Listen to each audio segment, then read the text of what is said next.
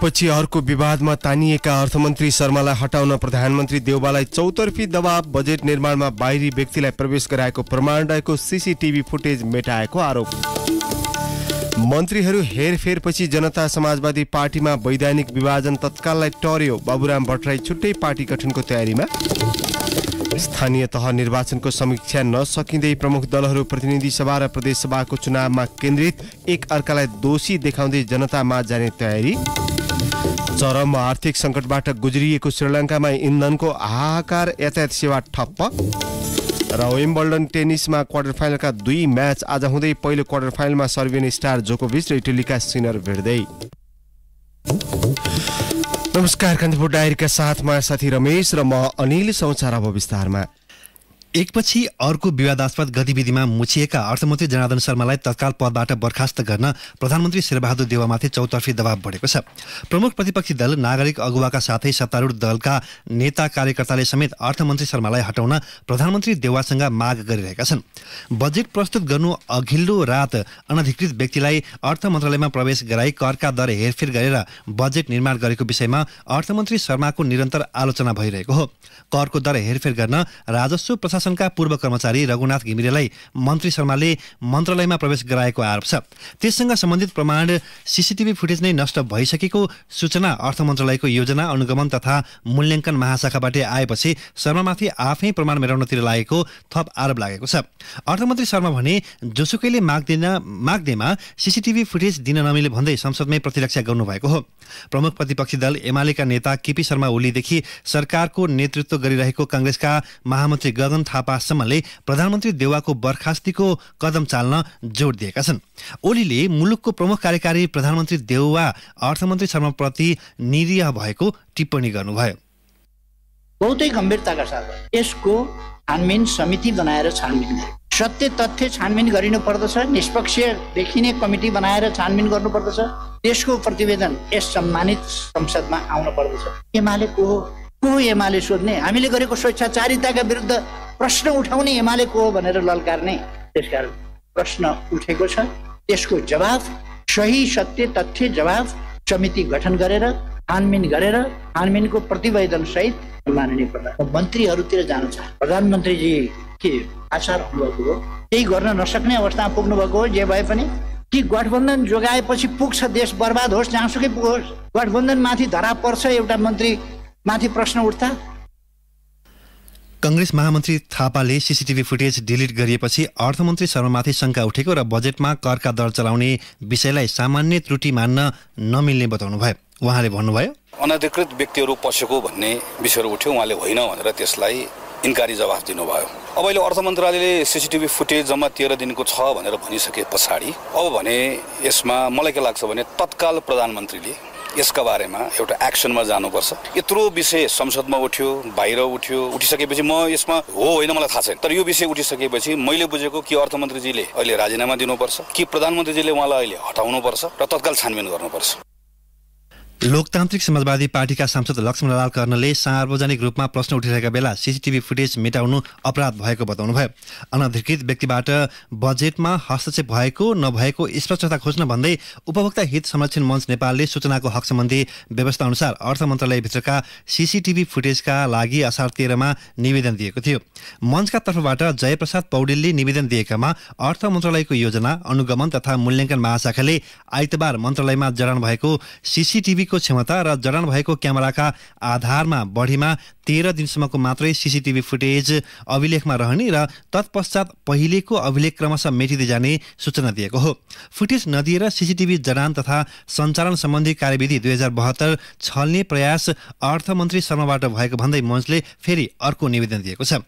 Budget निर्माणमा अनधिकृत व्यक्तिको संलग्नता गराएको भन्दै पूर्व प्रधान न्यायाधीश सुशीला कार्की, त्रिभुवन विश्वविद्यालयका पूर्व उपकुलपति केदार भक्तमाथिमा र नागरिक अगुवा डाक्टर गोविन्द केसीले अर्थमन्त्री जनार्दन शर्माको राजीनामा मागेका छन्। उनीहरूले संयुक्त विज्ञप्ति जारी गरेर आधारभूत नैतिकता समेत गुमाएका व्यक्तिहरू मन्त्री पदमा बसिरहँदा त्यस पदको गरिमा खण्डित हुने र सरकारको छवि थप धमिलिने जनाएका छन्। जसपा अध्यक्ष उपेन्द्र यादवले आफू विरुद्ध उत्रिएका सांसदलाई मन्त्री बनाएपछि कानूनी रूपमा पार्टी विभाजनको जोखिम तत्काललाई टरेको छ। यादवसँग असन्तुष्ट समूहलाई लिएर संघीय परिषद अध्यक्ष बाबुराम भट्टराईले पार्टी विभाजन गर्न खोजिरहेका बेला यादवले मन्त्री हेरफेर गर्नुभएको हो। पार्टी विभाजन गर्न संसदीय दल र केन्द्रीय समितिमा 40% संख्या पुर्याउनु पर्ने हुन्छ। सरकारले यसअघि एमाले र जसपा विभाजनकै लागि राजनीतिक दल विभाजन सम्बन्धी ऐनको प्रावधान संशोधन गर्दै पार्टी वा संसदीय दलमध्ये कुनै एकमा 20% संख्या पुर्याए पुग्ने प्रावधानसहित अध्यादेश ल्याएको थियो। सो अध्यादेश अहिले निष्क्रिय भइसकेको छ। मन्त्री फेरबदलपछि भट्टराईले वैधानिक रूपमा पार्टी विभाजन गर्ने सम्भावना कमजोर बनेको छ। पार्टी सञ्चालनको तौर तरिकामा भट्टराई लामो समयदेखि यादवसँग असन्तुष्ट हुनुहुन्थ्यो। पछिल्लो पटक भट्टराई पक्षलाई बाइपास गरेर यादवले कार्यकारिणी समितिको बैठक राख्ने र निर्णय लिने काम गर्दै आउनु भएको छ। मन्त्री हुन नपाएर अध्यक्ष यादवको चर्को विरोधमा रहेका सांसदलाई आफ्नो पक्षमा तानेर पार्टी विभाजनको रेखा कोरिरहेका भट्टराईलाई कमजोर बनाउनका लागि यादवले मन्त्रीको कार्ड प्रयोग गरेको जसपाका नेताहरू बताउँछन्।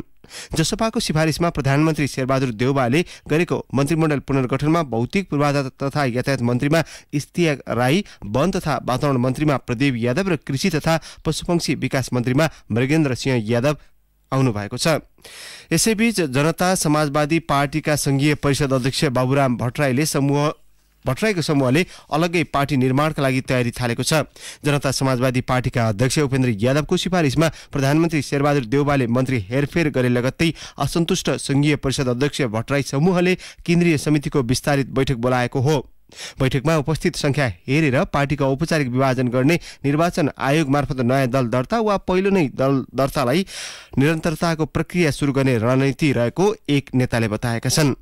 जसपाका एक नेताका अनुसार पहिलो चरणमा अलग्गै पार्टी बनाउने र त्यसपछि आसन्न प्रदेश एवं संघीय निर्वाचनलाई ध्यानमा राखेर पार्टी एकता र गठबन्धनका लागि संवाद थाल्ने भट्टराईको रणनीति छ। भट्टराई निकट जसपा नेता गङ्गानारायण श्रेष्ठले आगामी कदमबारे विस्तारित बैठकमा छलफल हुने बताउनुभयो। जसपाको हैसियतमा असार 29 र 30 मा काठमाडौँमा केन्द्रीय समितिको विस्तारित बैठक बोलाइएको छ। त्यहाँ सम्भावित सबै विकल्पमाथि छलफल हुन्छ। स्रोतका अनुसार पार्टीमा विवाद देखिन थालेपछि जसपा नेता हिसिला यामीको पहलमा 2078 फागुन 5 मै निर्वाचन आयोगमा समावेशी लोकतन्त्र पार्टी पनि दर्ता भएको छ। अध्यक्ष दीपक लामिछाने रहेको सो पार्टीको चुनाव चिन्ह खुलेको एक आँखा राखिएको छ। यामी नयाँ पार्टी दर्ताबारे आफूलाई जानकारी नभएको दावी गर्नुहुन्छ। भट्टराईले नयाँ शक्ति पार्टी गठन गरेपछि चुनाव चिन्ह पनि खुलेको एक आँखा थियो। सो चुनाव चिन्ह सुरक्षित गर्न पार्टी दर्ता गराइएको स्रोतको दावी छ।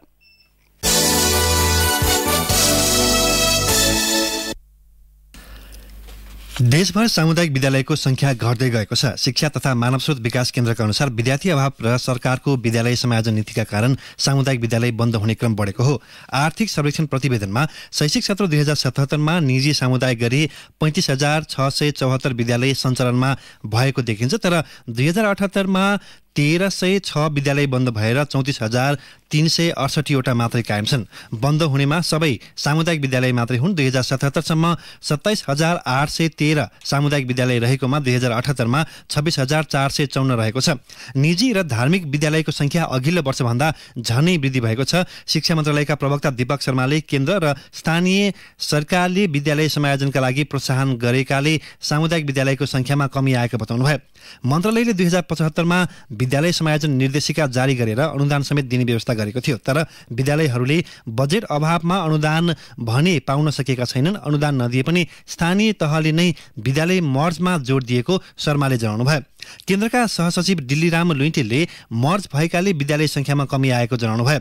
2077 अघिदेखि नै विद्यालय समायोजन हुँदै आएकाले अहिले तथ्याङ्क घटेको देखिएको केन्द्रका कर्मचारीहरूको भनाइ छ।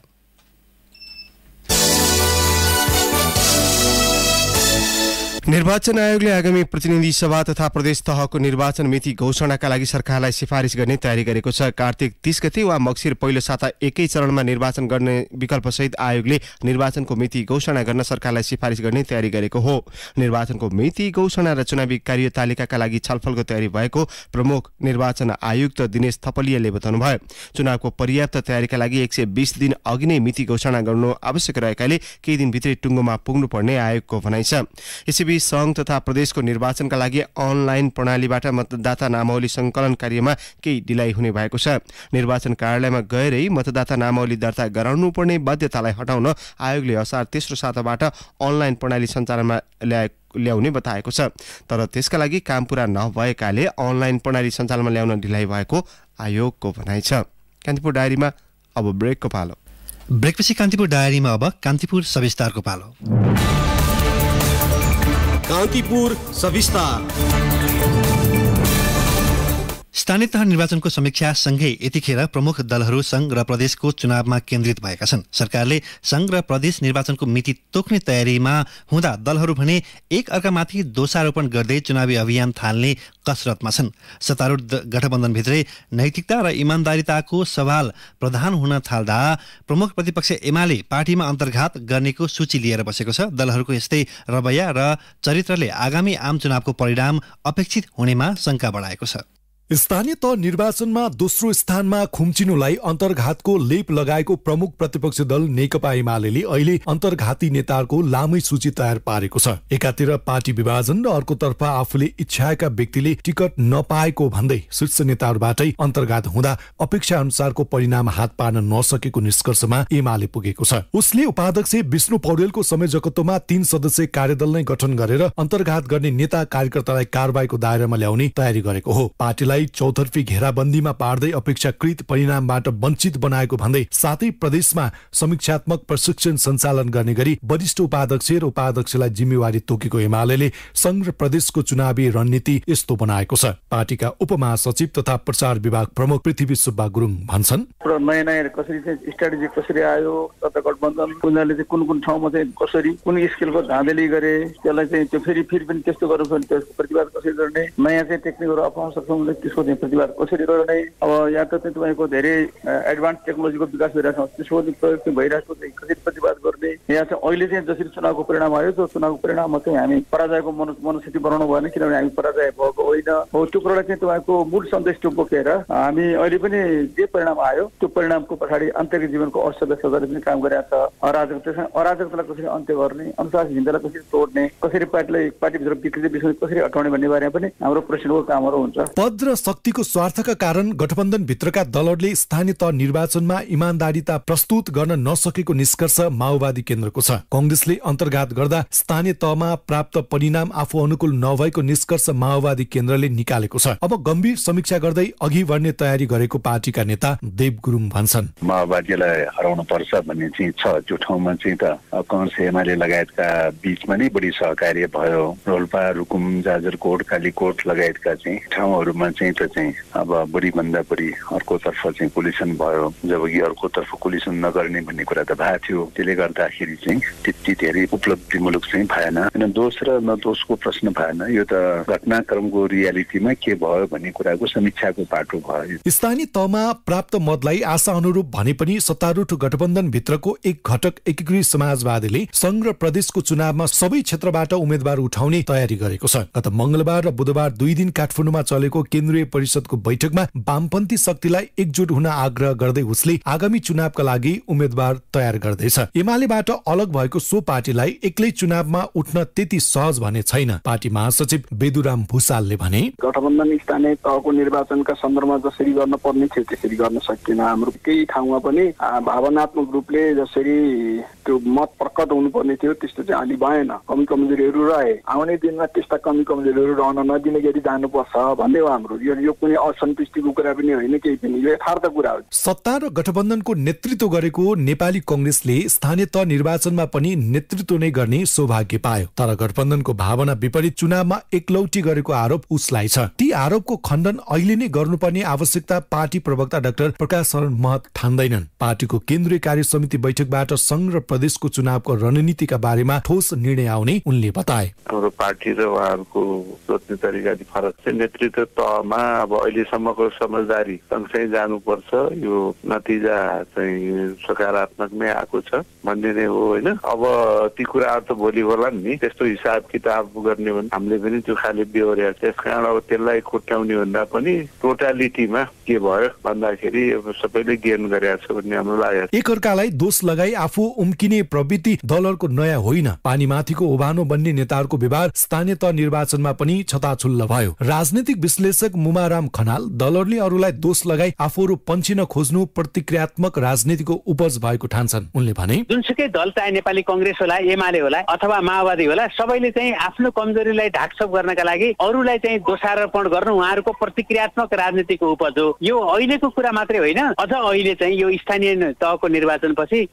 त्यो संघीय र प्रादेशिक निर्वाचनमा चाहिँ आफ्नो पक्षलाई चाहिँ बलियो देखाउनको लागि त्यो प्रतिक्रियाको राजनीतिलाई उहाँहरूले अझ बढी चाहिँ प्रयोग गरिरहनु भएको छ। राजनीतिमा जहिले पनि जितको बढी चर्चा हुने गर्छ। अझ कसरी जित्यो भन्दा पनि कसले जित्यो भन्नेले अर्थ राख्ने भएपछि जितका लागि अनेक तिकड़म गर्नु पनि स्वाभाविक मानिने नै भयो। चुनावमा सिट जित्ने तर तालमेल गरेका पार्टीका कार्यकर्ताको मत र मन दुवै जित्न नसक्ने अवस्थाले स्थानीय चुनावमा तर्सिएका गठबन्धन आबद्ध दलहरूले संघीय र प्रादेशिक निर्वाचनमा कस्तो रणनीति अख्तियार गर्ने हुन् प्रतीक्षाकै विषय छ। रेडियो कान्तिपुरका लागि सन्तोष गन्धर्व।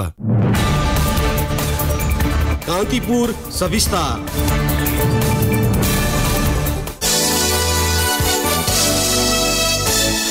धान रोप्ने समयमा समेत किसानलाई सरकारले मल उपलब्ध नगराएको भन्दै राष्ट्रिय सभाका सांसदहरूले तत्काल मलको व्यवस्था गर्न माग गरेका छन्।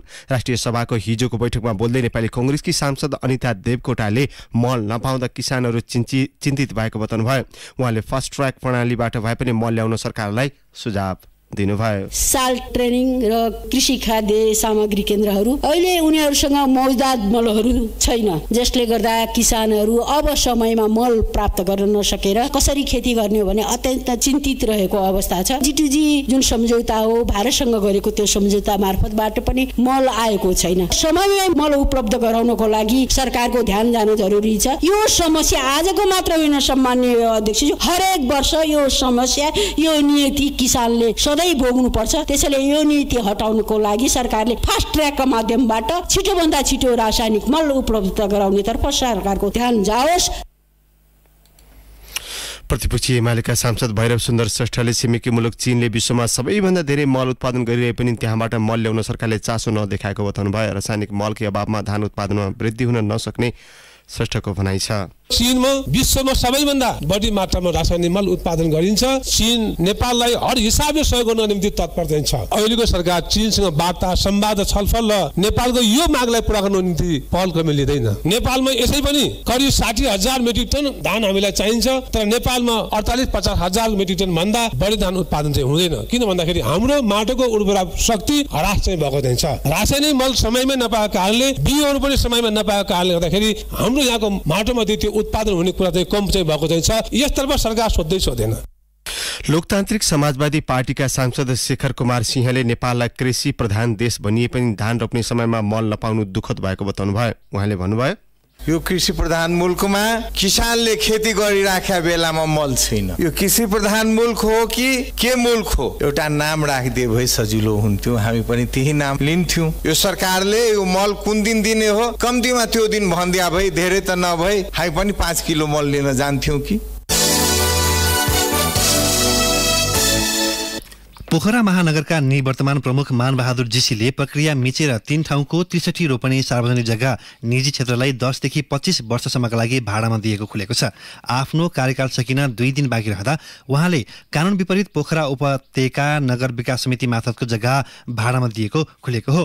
पोखराको गल्फ कोर्स रहेको 40 रोपनी, राष्ट्र बैंक चौक स्थित पर्यटन बस पार्क रहेको 18 रोपनी र यातायात व्यवस्था कार्यालय गण्डकीको नजिकै रहेको सवारी ट्रायल सेन्टरको 5 रोपनी निजी कम्पनीलाई जेठ 3 गते भाडामा दिएको हो।